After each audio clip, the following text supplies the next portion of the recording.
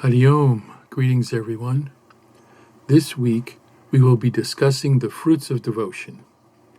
This is part one of a two-part series, which will conclude next week. I'll be drawing on the Yoga Sutras for most of the source material. So to begin, listen to this sutra. It is the 23rd sutra in Book 1 of the Yoga Sutra text. It contains one Sanskrit term that we will define before moving on to the discussion on devotion. And that term is samadhi. Or samadhi can be attained by wholehearted devotion and dedication to God, which displaces self-centered personal desires and naturally fosters contemplative absorption. Samadhi is a superconscious state, usually associated with the deepest meditative states. Samadhi reaches beyond the limits of the conscious and subconscious, even beyond the grasp of the rational capacities of the mind. It is a state that reveals the inner essence, source, and meaning of whatever object is chosen for meditation.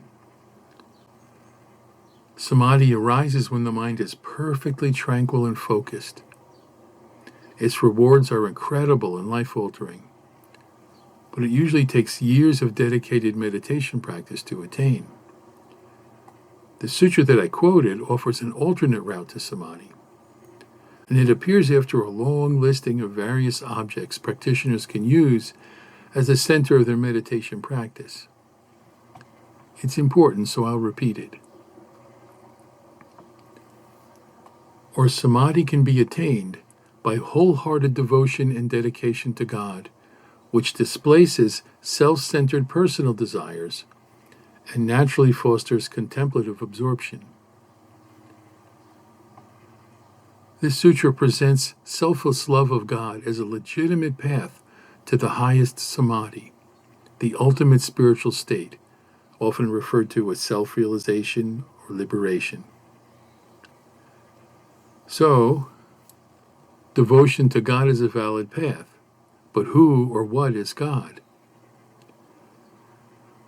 The Yoga Sutras give no physical description, nor does it offer a name for the divine other than the Sanskrit Ishwara, a general term that can be translated simply as Lord. This is one demonstration of yoga's universality. There is no one name and form assigned to God. Any name and form that resonates in the heart of the devotee is fully acceptable. Yet, there are certain qualities that are always associated with God: merciful, compassionate, loving, eternal, omnipresent, omniscient, and omnipotent.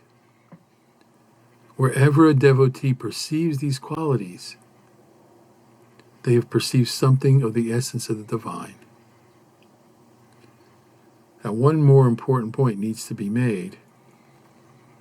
Although a devotee can take any name and form of the divine as the object of their devotion, we should keep in mind that what we call God always exists in us as our true self, our very source and essence. This truth is also found in the Bhagavad Gita, which says, "Within the hearts of all beings resides the Supreme God."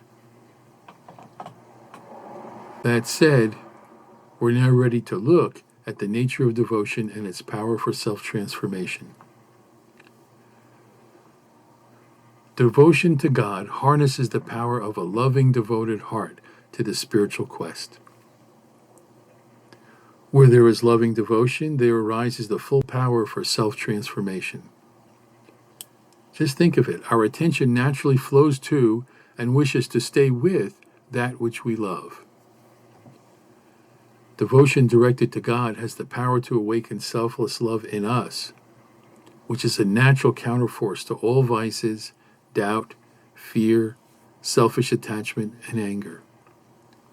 Selfless love generates a force that brings the devotee to liberation. Patanjali affirms this truth in the later sutra. He says, by wholehearted dedication to God, perfection in samadhi is attained.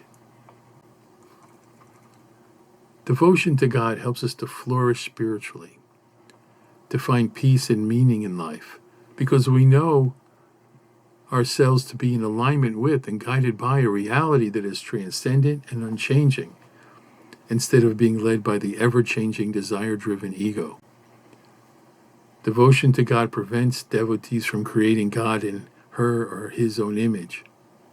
In other words, we should be wary of creating and then following a God constructed from our own concepts and images. So this week, we discussed God as the object of devotion and looked at the nature and power of devotion. Next week, we will conclude by discussing how to put what we've discussed into practice. Thank you for listening. Om Shanti, Shanti, Shanti. Om Peace, Peace, Peace. May the entire universe be filled with peace and joy, love and light.